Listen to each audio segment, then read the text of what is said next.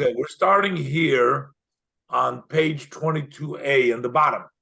Actually, the last words on the bottom, last line on the bottom over here. We actually cut short last week because it was late.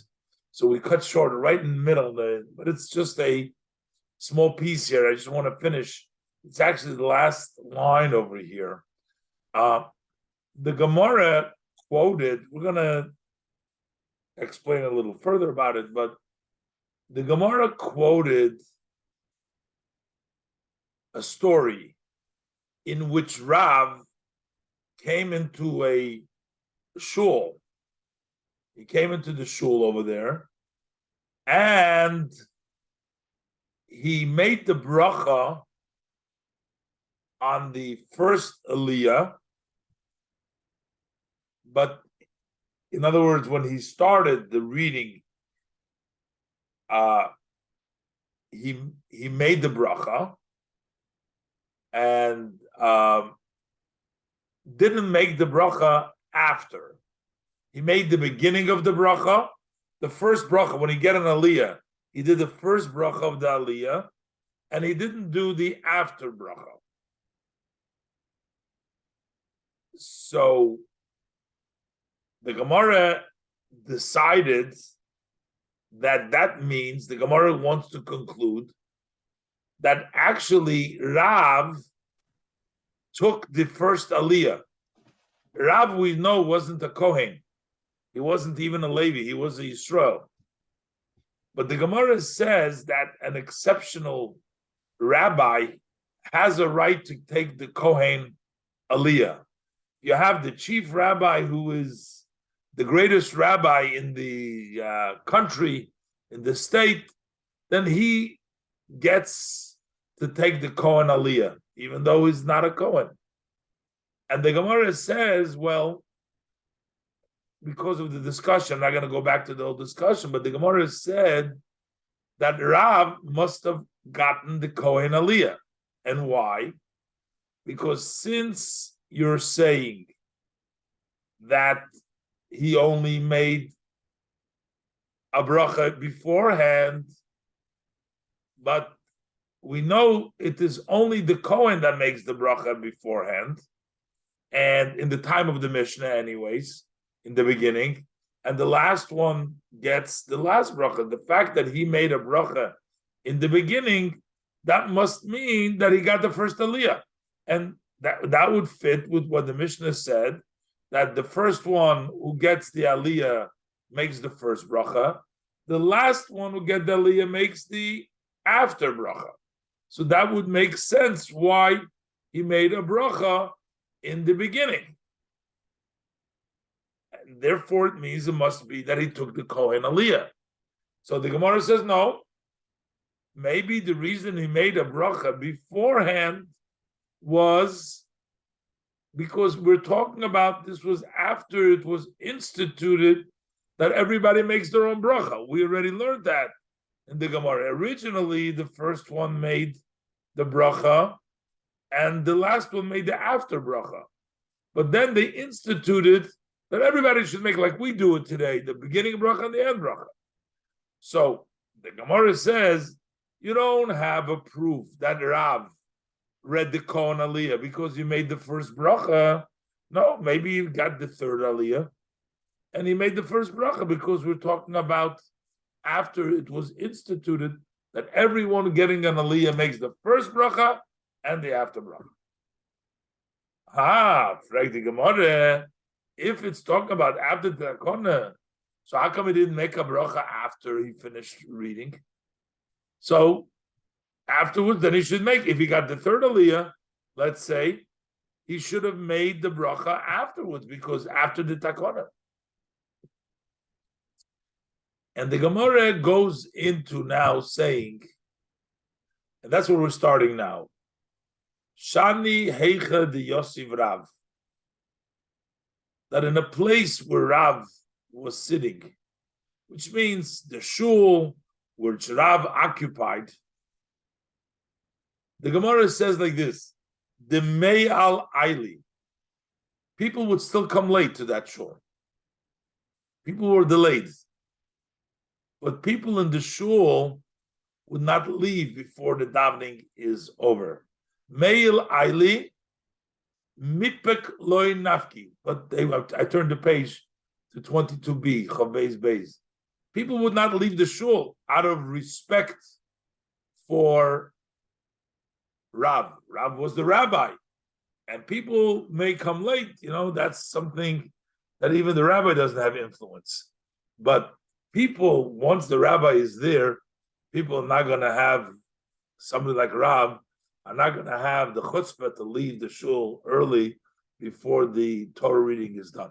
So if you remember beforehand, we learned the reason why the rabbis changed the rule. I said originally the first aliyah was the one that made the bracha in the beginning. The last aliyah made the bracha at the end. And all the people in the middle didn't make no brachas. Why was that changed? So the Gemara said before, because if the person going in would not hear him making a bracha, so if he came in late, as the Gemara said over there, if he came in late to the shul after the first one has made the bracha, so he didn't hear the bracha because the first one, he didn't hear the first one. And then he sees somebody gets an aliyah without making a bracha, so he's going to conclude there's no bracha in the Torah beforehand. That's what the Gemara gave the reason before. So the reason we make the bracha in the beginning is for the people that come late. And they may have not heard the bracha that the first one made, and they're going to say, well, there's no bracha in the beginning. So, but since where Rav lived, people would come late, so we still have to make a bracha there. That part of the rule remained. However, since people didn't leave, so the reason we said before, because when people leave, and they're not going to hear the one by them making after bracha, the one they heard, the aliyah they heard, they're going to conclude there's no bracha afterwards because they're not going to be by the last aliyah. So that's why they make it, but to that everybody should make a bracha in the end as well. But since in this case people don't leave, so we don't need to make a bracha. So the Gemara says, let's look at Rashi. Mipik lenafki. The Gemara says people will come late, and that's why we have to make a bracha in the beginning by the shul of Rav. But people don't leave, so that's why there's no need to make a bracha at the end, because everybody's going to see that there's a bracha at the end, because nobody will have left the shul before the last one makes the bracha. And let's do the Rashi. Mipik lenafki, hilkal lefaneho barich. Before you started reading the Torah, you made the bracha. Because gzeira mishuma nichnosim kedamrin liil. Because we worry, because of those who enter after the bracha was made, as we said before, and they're not going to know that a bracha was made in the beginning because they left. They may conclude there's no bracha in the beginning. So therefore, you have to make a bracha in the beginning. So that's why Rab made the bracha in the beginning. But on the end, loy barich, why did he not make a bracha at the end? Because he wasn't worried that people are not going to hear the end bracha. Because he wasn't worried that anybody's going to leave the shul. And therefore, no bracha at the end was necessary. So we don't have evidence that Rav read as a kohen. One said, the Gemara wanted to bring a proof. Rav said Zakoyin from the fact that he made the first bracha and didn't make the second bracha, the after bracha. So the Gemara said that must be because he did the kohen. That's according to the order of the Mishnah, in which the first person makes the first bracha, the last person makes the last bracha. Since Rav only made the first bracha, must have gotten the kohen aliyah, which proves the fact that a great rabbi can get the kohen aliyah. The Gemara says no, not necessary. He may have gotten the third aliyah. And the reason he made a bracha in the beginning, because we're talking about after the decree that you should make a bracha, because people might come late. So the Chacham said make a bracha, but he didn't have to make an after bracha because nobody would leave the shul since Rav is there, and they would hear the after bracha that the last person made.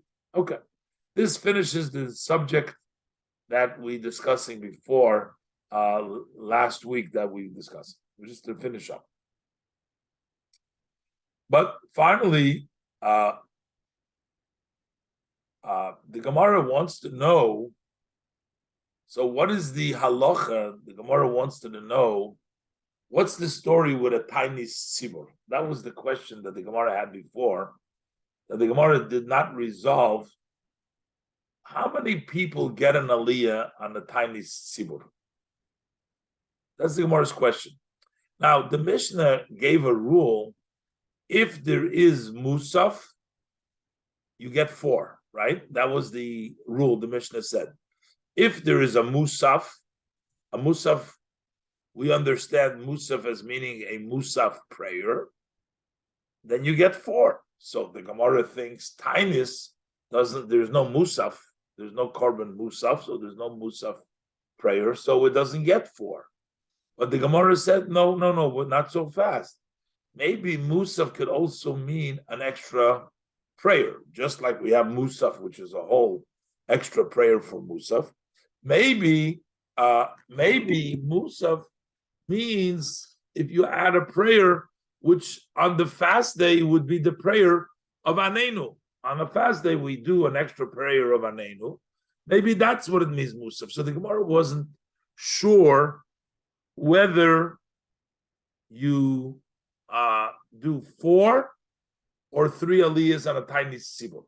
So the Gemara says, Toshma, come and listen. I will bring you a proof from a Braisa.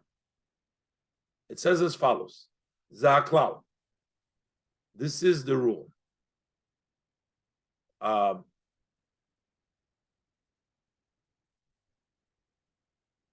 And it says like this very clearly: Kol sheyesh boy bitul melocha la'am.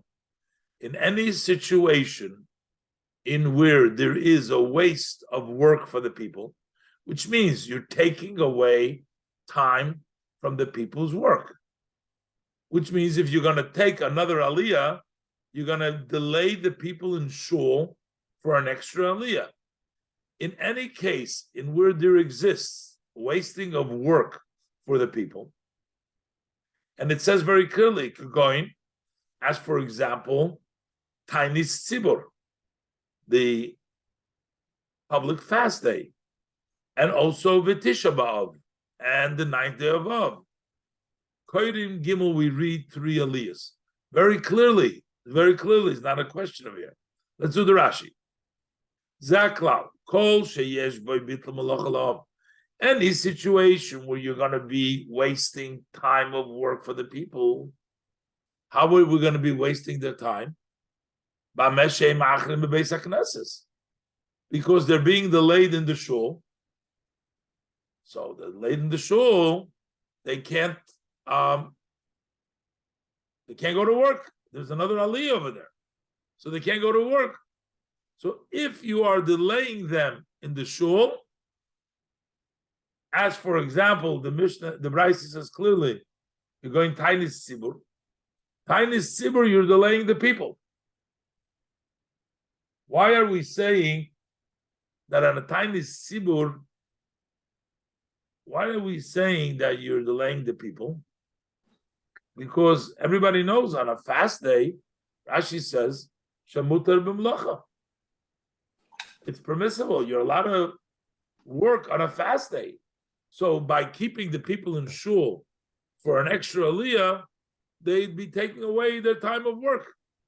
See, that's something very important. You see, to the Gemara, to the rabbis, it was very important not to interfere with the regular work schedule to the extent possible. And they wouldn't give an extra aliyah because they didn't want to interfere with the people's work. And tiny tzibur is no work there.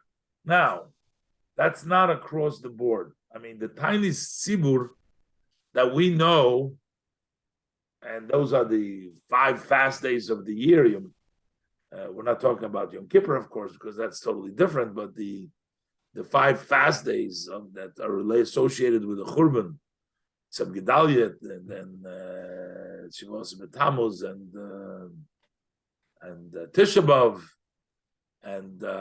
and then we have Tiny Sester, and those are all permitted to do work. We don't have, there's no issue with doing work over there. But there is other fast day. In the olden days, they used to fast a lot for rain because they used to be a whole procedure. The first weekend, the second weekend, the rain didn't come, and they used to take out the Torahs. The whole tractate Tainis discusses a lot about the procedures. So over there, some of the days, some of the fast days, if they have not yet been responded, there's still a drought, they would actually stop the work as well. So he's saying that most of the public fast days are permissible to do work. The exception is when we're fasting for rain. So we have the emtsoim, those are the middle ones, and the latter ones. There is the first, I think, I'm not sure exactly the number of head now, I think maybe 7, but there's different, they fast and then they again and again. So the middle ones and the last one are prohibited to do work, but most of them, so tiny sibur you can work. So the rabbis did not want to institute by a tiny sibur to have anything more than that. The Chama didn't want to do that. Okay. Now, and then we have Tisha B'Av. Now, Tisha B'Av, we actually had a little discussion before. Tisha B'Av is not so clear that you can do work. Of course, we know that it's permissible to do work on Tisha B'Av. That's the halacha. Although the first half a day, one should try to keep his mind focused on the fast day and not go to work. But there's no prohibition against work. So Rashi brings it down with Tisha B'Av, Namir Mutar B'Malacha. It is permissible to do work. Ella b'makim shenagu, with the exception in the place where there's a custom not to do work, but other than that, do work. So this one, all these places that there's bittul malacha la'am, that you're going to be taking away the people from doing the work because of the extra time that you're going to read the aliyah and delay them in shul. Over there is Kodim Gimel. We're just going to read 3. We're not going to do the 4th one. What happens v'she'ein by bittul malacha la'am? So this is quite clear, resolves our question. But what happens? This is a continuation of the Braisa. V'she'ein by bittul malacha la'am.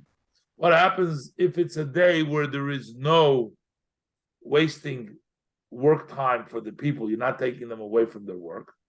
As for example, Rosh Chodashim, v'chodesh shel moed, Rosh Chodesh, and the intermediate days of the Yom Tov. There's no wasting time. Basically, it seems like you don't do work on Rosh Chodesh. Wouldn't that be a nice treat? Get a day off. Rosh Chodesh, no work.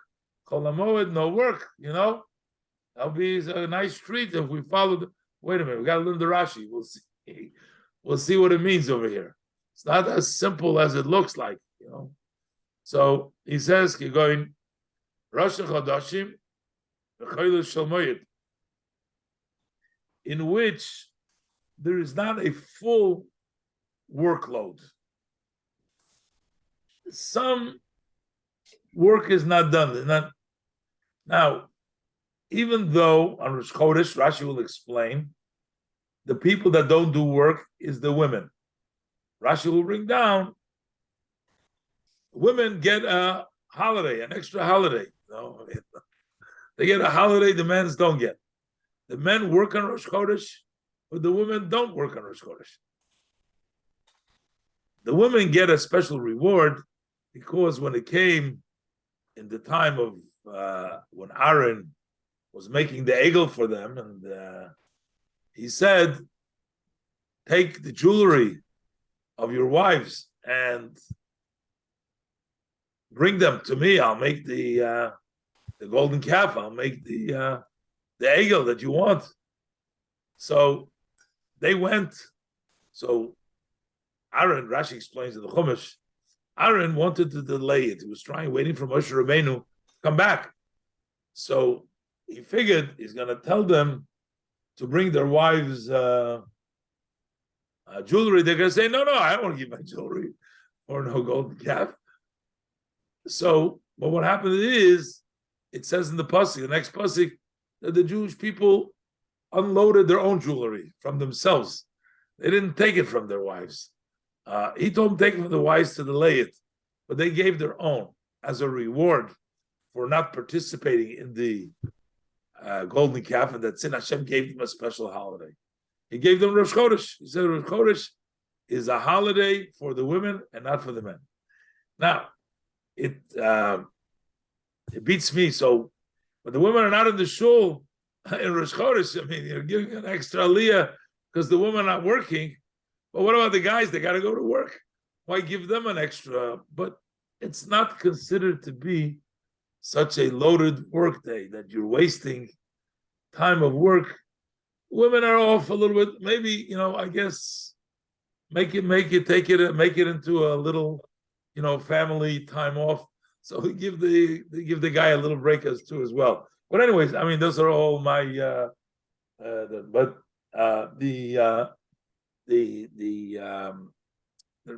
basically the Gemara considers Rosh Chodesh not such a full working day, and also Chol Shel Moed. We know on Chol Moed, technically, you're not allowed to just do work on Chol Moed. Chol Moed, we're only allowed to do work if it would be lost if you don't do it. I mean, people today go to work and they just don't, that's what we got to do, or else we don't have a job, But the Chol Moed is really has to be kept partially like a holiday, but if possible, but it's not considered to be a full working day. So therefore, in that Kodim Dalet, you can read 4. But in any event, to resolve our question, what's the story with Tainis Sibur? We see quite clearly, Tainis Sibur, you read 3, and over here it says, by Chol Hamoed and Rosh Chodesh, you read 4, and the Gemara says, Shema Mino. This is a good proof. Now we'll do the Rashi. Looks like a long Rashi over here. But us, we used to call it Abayche Dike Rashi in Yiddish. Rashi with a big belly. There's a big Rashi over here. It's not usually Rashi is a few lines. Over here is a big Rashi.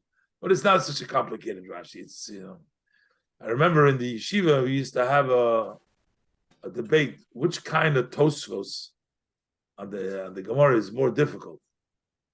Some said the small Tosfos is more difficult because it doesn't elaborate, it doesn't articulate, so it's short-handed, so you got to work harder to understand it. If it's a bigger Tosfos, the Tosfos is more expanding, it expounds on the idea, so it's easier to learn, even though it's more words, but it's easier to learn because there's more. But other argument was, it could be a bigger Tosfos, but it can have a lot of difficult small points in there, so it does not. But anyways, this is not a very difficult Rashi. So Rashi first says, Rosh Chodoshim, Ein boy bitl melacha kol kach. There is not so much. Just to make this a little bit bigger. Ein boy bitl melacha kol kach. There is not so much waste of time on Rosh Chodesh. Why?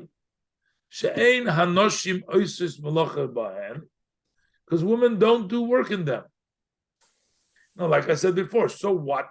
What does it got to do with the men that are in shul, giving them an extra aliyah there, and they're running out of the shul, want to get to work, and you give them an extra aliyah, and you're telling me because the women don't do work. But apparently it does affect. And the Gemara says, and it says also, Rashi says, we find this concept that in Rosh Chodesh there is no wasted work, or that there's no work done, or it's like a holiday. He says, "V'ochinami amrina b'mseches Rosh Hashanah daf Chol Gimel Amud Aleph gabei mashuos." The Gemara talks about over there in the original, the way it was set up, that they would make Rosh Chodesh decide by the Beis Din. The Beis Din would decide Rosh Chodesh. The Beis Din would decide Rosh Chodesh. And how would the people know when Rosh Chodesh is? This was before communications, before the internet. So how would people know? So they would go up on the mountain, they would light a fire, and one fire to the other fire. The Mishnah discusses there the different mountains from one to the other. Eventually, they had to stop it because they were troublemakers, as usual, and they used to put the fire on in the wrong dates, so to confuse the people. So they had to send out agents, messengers. They couldn't use that method anymore. But anyways, it's another story. But over here, we're talking about when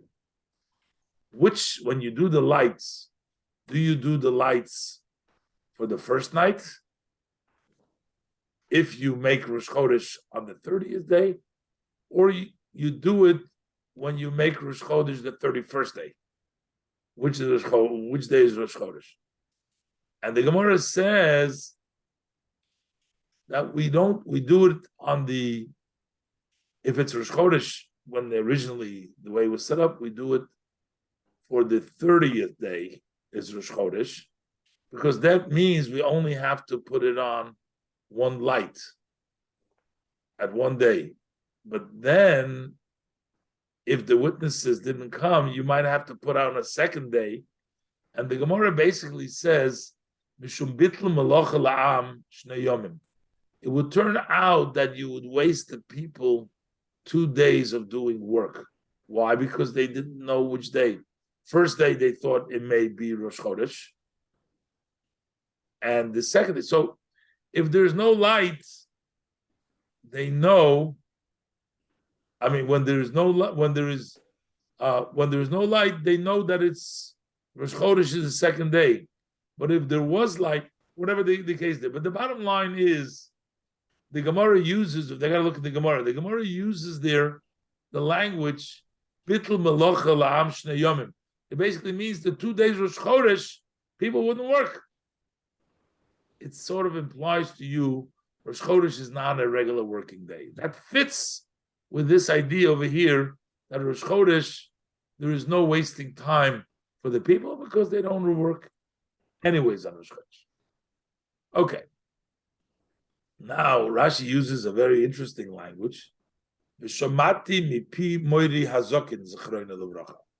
I heard from my elder teacher of blessed memory. And he said, that they were given this mitzvah because they did not remove their jewelry or their rings when the egel. That's what Rashi says. This is an addition, a Tosfos here. So he says, the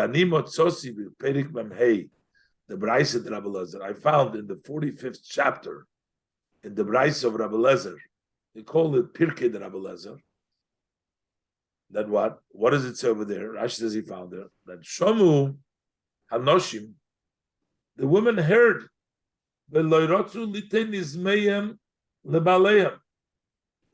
refused to give their jewelry to their husband. In the first language, Rashi just says they didn't do it. In the second explanation, the way Rashi writes it now, they refused to give the rings to their husbands. But rather they told them, you want to make a statue, you want to make a god out of metal.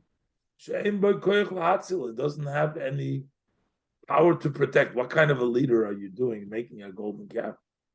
The woman had a little bit more seichel to understand that you can't have a leader in the form of a golden calf.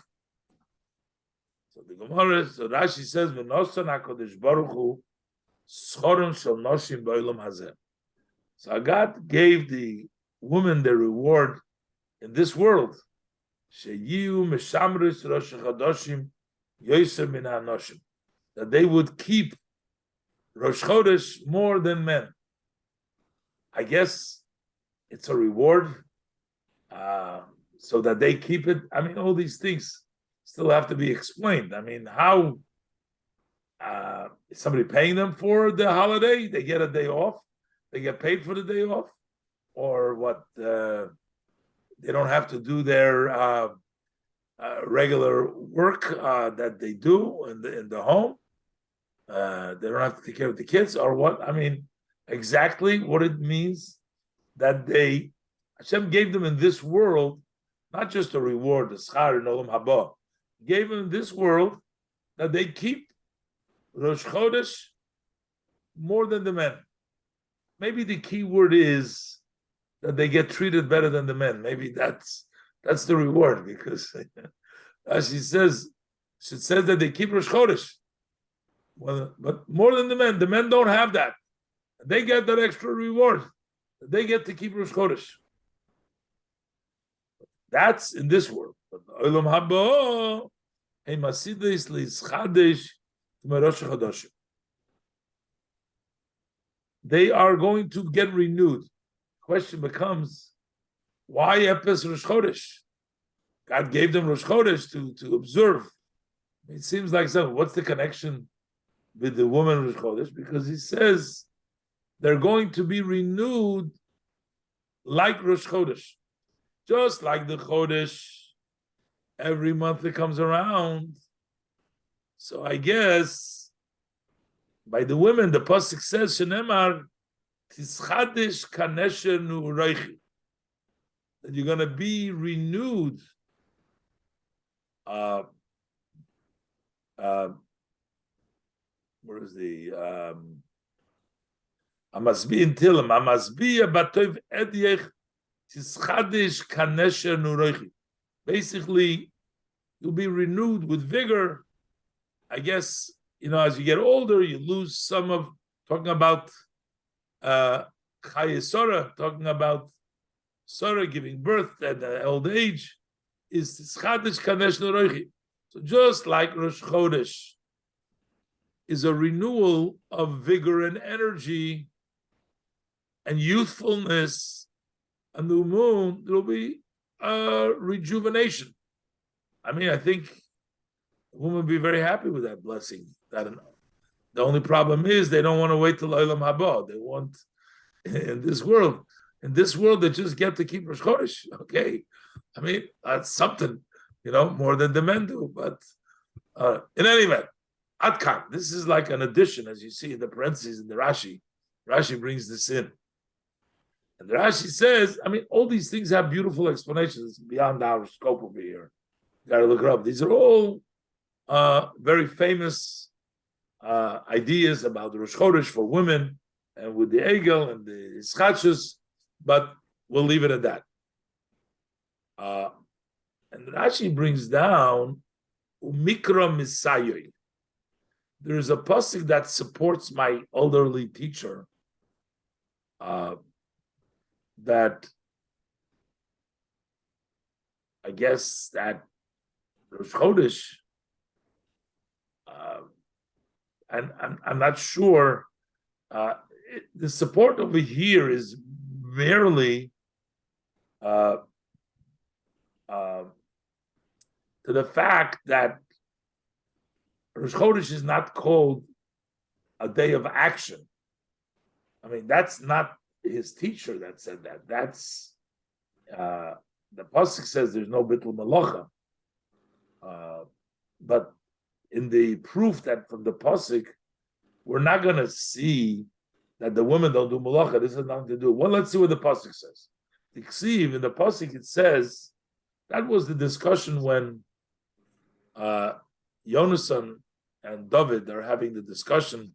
King Shaul is trying to kill David HaMelech, and Yonasan is trying to protect him, and the king gets very angry. Yonasan comes to the field, and he said, "We'll come to the place in which you hid in the day of the Maisa." Day of the Maisa is taken here as opposed to Rosh Chodesh. That was in the eve of Rosh Chodesh. So he says, Diksiv Asher Nistarto Shom B'Yom HaMaisa, that you have hidden there in the day of action. That means a weekday. The Tirgem Yonason translates it as B'Yomo Dechoila, a weekday. It's a Yom HaMaisa. It's a day that we work. So he says, go to the place which you hid on the day of action, as opposed, right now, that was Erev Rosh Chodesh. We're talking about Rosh Chodesh. In other words, we're saying that was a day of doing it, not today. Today we don't do it. Because he told them Machar Chodesh. He says tomorrow is Chodesh. And so he's saying the Yom HaMaisa is the day before Rosh Chodesh. The Kori Leila Erev Rosh Chodesh Yom HaMaisa. Alma, what do we see from this? That Rosh Chodesh Lav Yom Maisahu. That Rosh Chodesh is not a day of action. The weekday, it's a weekday. The day of Rosh Chodesh is not a day of doing. Now, this that Rosh Chodesh is not a day of doing is actually in the Gemara. That has nothing to do with Shemaiti Mipiber Hazokenzal, that they got it because of the Egel. It's a reward for the women. That's why we don't know that. We just know that there's no work done in there. That's what it says. The suggestion that didn't seem like it came from his teacher. I'm not sure why it says Umikro Misai Oi. Sai means supports him. Him, it seems like my elder teacher. But the elder teacher is not the one that came up with the idea, doesn't seem the Rashi, that Rosh Chodesh there is no work done. Or maybe that is also part of what he said, even though Rashi doesn't say that. In any event, this ends Rosh Chodesh. What about Chol HaMoed? Moed, sagt Rashi, Nami, Lav, Bittul Malach La'am. Moed is also not wasting time for the people. Why? Not such a waste of time. To make an extra aliyah is not going to harm them. Why? More people come to shul during the intermediate day, during Moed, than they come in the weekdays. Yeah. I guess even in Rashi's times they had issues with a minyan because look, people didn't come in the weekdays. He says, okay, but they would come more on Chol HaMoed. And Rashi explains why would more people come to shul? Had more time. Why? Because you can't do malacha on Chol HaMoed, on the Moed, only matters that would be lost. In other words, that they would, if you don't do them, there's a loss involved. So therefore, they come to shul, and because the shul is no bilta malacha, and because there's no bilta malacha, that's why we can give them extra aliyah. So they get on Rosh Chodesh and Chol HaMoed, they get a fourth aliyah. The Gemara says Shmamino, so we have a good proof from this Brisa. It says very clearly that on a tiny tzibur we only get 3 aliyahs. Frag the Gemara. So the Gemara Rabashi. Rabashi argues on this. Rabashi says, but from our Mishnah, there's a very clear indication in our Mishnah that there is actually only 3 people, only that 4 people get an aliyah on a tiny tzibur. Why? So we did not learn so. What does it say in the Mishnah? Zaklal. This is the rule. It says Mishnah, Kol Yom sheyesh by Musa ve'ena Yom Tov. The Mishnah gives a rule that if it has Musaf and not a Yom Tov, Koydin Arba, we read 4. That's what it says in the Mishnah. So, what day is there? What are we trying to include over here? The Mishnah very clearly stated that on Yom Tov you read 5, and on Rosh Chodesh and Chol HaMoed you read 4. That's stated in the Mishnah. What are we trying to include when we're saying what other day is there that if it's a Musa and a Yom Tov? The only possible thing we can include is a tiny sibur. So this is what he's asking. It says in the Mishnah, Zeh HaKlal. The rule is that Kol Yom Sheyesh Boy Musa and a Yom Tov. If there is Musa, but it's not a Yom Tov day, so we're making a rule over here. Lasuyimai. What are we coming to include? There's nothing else to include. Lav lasuyi tiny sibur. The Tisha B'Av. This must be including a tiny sibur and Tisha B'Av that you read 4, which is against what we just learned in the other brisa.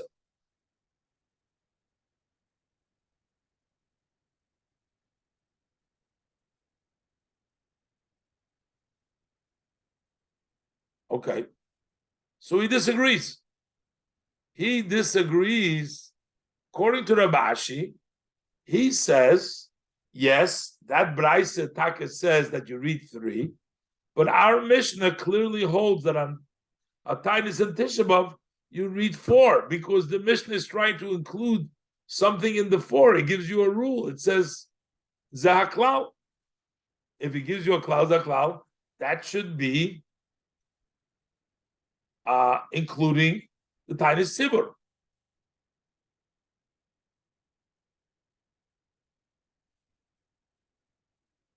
Lav lasuyi tiny sibur the Tisha B'Av. Is it then not coming to include the fast day in Tisha B'Av?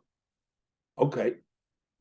So he disagrees. He says our Mishnah holds that on tiny sibur you do 4. Okay. In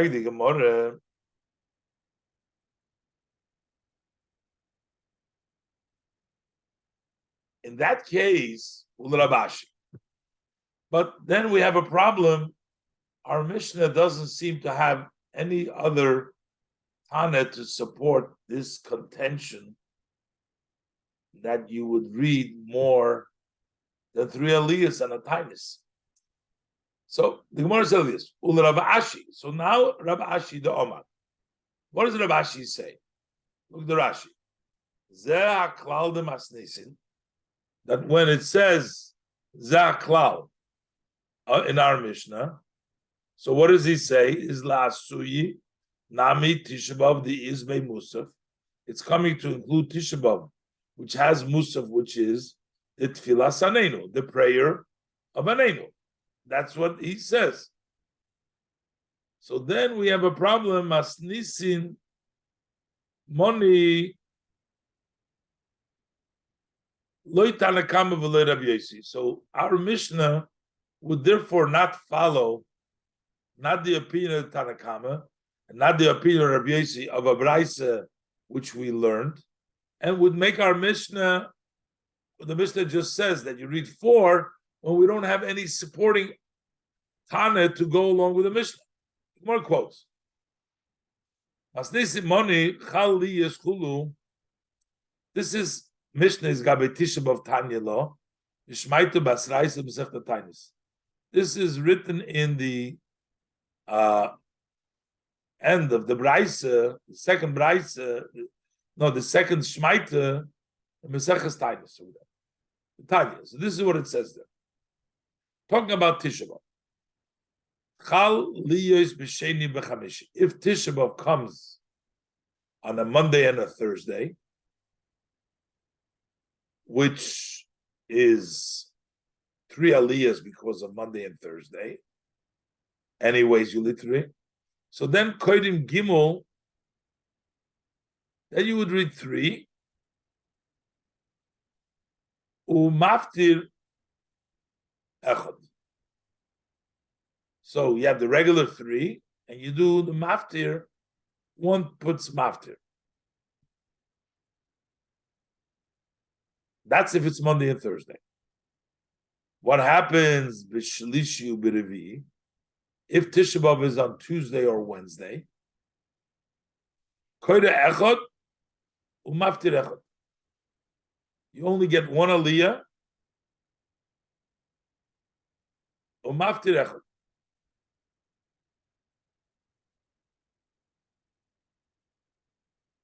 I'm sorry. So maftir echad doesn't mean a fourth aliyah. Just the opposite. Koydim gimel. Rashi is going to say umaftir echad. Maftir echad means one of them becomes the maftir. That's the way I read it. Let's see in a minute. That's the way it reads. Shlish revi koyde echad umaftir echad. What do you mean koyde echad? Maftir echad. So Rashi says hakoyde hu havi hamaftir. The one that reads, he is the maftir. Though the third one, and there's only one. So on Mondays and Thursday, where there's 3 aliyahs, so you do a maftir. One of them is the maftir. On Tuesday and Wednesday, where there is no 3 aliyahs, there's only one aliyah, and the maftir is one of them.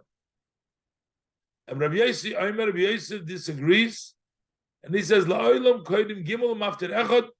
We will always read 3, and one of them will be the maftir. Doesn't make a difference if it's on a Tuesday or a Wednesday. Even then, you're going to read one of them. The maftir is going to be one of them.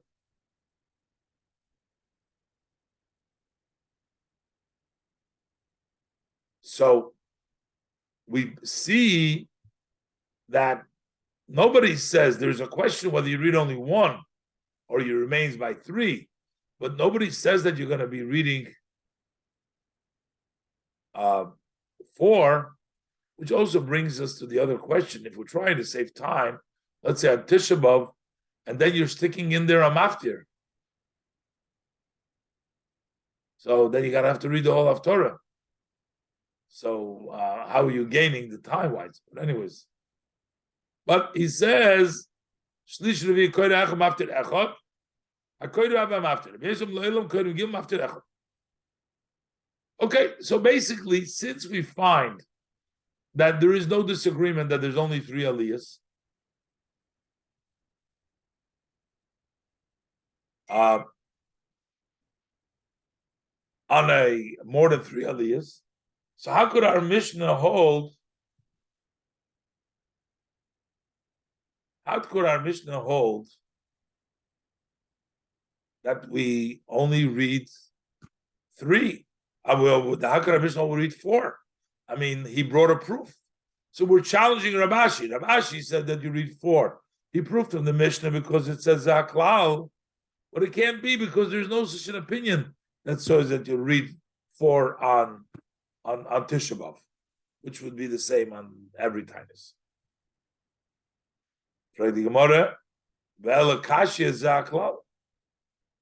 So why does it say to you the rule? What do we need a rule for? Everything is mentioned already. So why would our Mishnah say this is the rule? If you do Musaf and it's not a Yom Tov, you read 4. What are we talking about? Rosh Chodesh and Moed is already talked about. So the Gemara says, "Lo, not a problem. La suy Rosh Chodesh and Moed." That's coming to include Rosh Chodesh and Chol HaMoed that you read 4. The Gemara says, but that's written very specifically. The Mishnah Rosh Chodashim Umoed Koyrim Arba, that Rosh Chodesh and Chol HaMoed you'll have 4. Why do we have to have a rule that whenever there's a Musaf and you do work,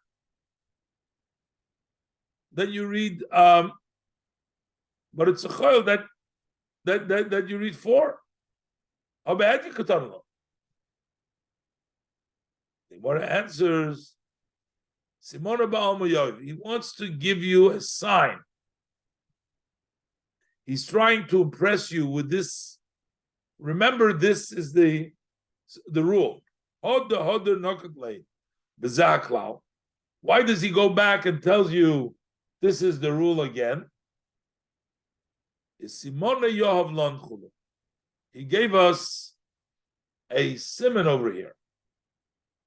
And why did he give the simon? Just to make sure. Don't think Yom Tov Chol HaMoed, maybe they're the same. You read 5 on Yom Tov, you read 5 on Chol HaMoed.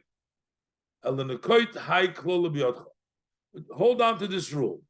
Call the tofile milsa mechabre. Anytime you have an additional item, you have something better from the other day, tofile gabe yisera. Add another person. And we'll see. Call the tofile milsa mechabre. Call yom ha'oidev dov mechaber. If you have a day which has an advantage more than the other day, you add another person for the aliyah. Hilchach. Rosh Chodesh u'moyed yi'iko korban musaf on Rosh Chodesh and Chol HaMoed, in which there is a korban musaf koden arba. Then we do 4. The Yom Tov comes an extra thing, the asur b'asiyas malacha, that it's can't do any work. Chamisha. Then you have 5. The Yom Kippurim the Onish Kodesh, and Yom Kippur there is Kodesh.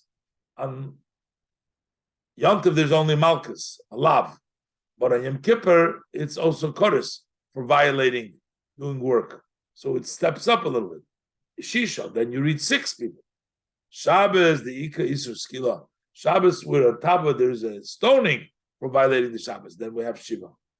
So basically, he's just telling him to know how to figure out which aliyah you get, how many aliyahs there are. Every day you have a bigger crowd.